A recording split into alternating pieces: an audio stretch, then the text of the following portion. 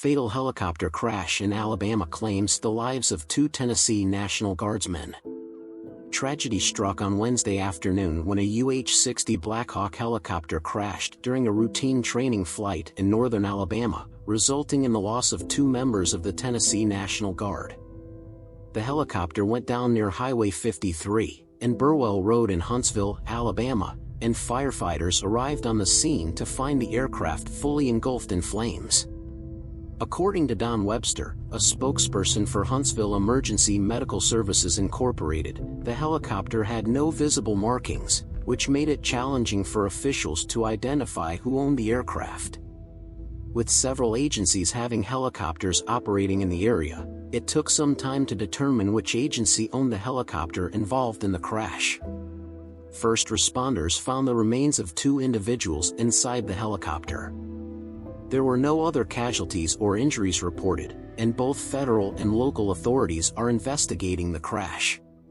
The Tennessee National Guard released a statement expressing their grief over the loss of their 2 guardsmen. Brig General Warner Ross, the Adjutant General, issued a statement that said, "We are deeply saddened by the loss of 2 Tennessee National Guardsmen, and our prayers are with their families during this heartbreaking tragedy.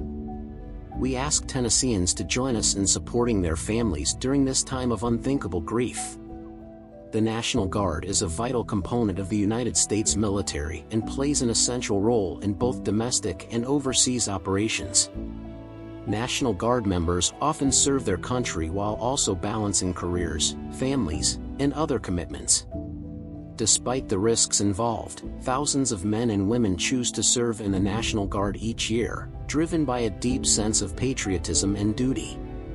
The tragedy in Alabama is a stark reminder of the risks faced by National Guard members, who often work under hazardous conditions, such as combat zones, natural disasters, and high-risk training exercises.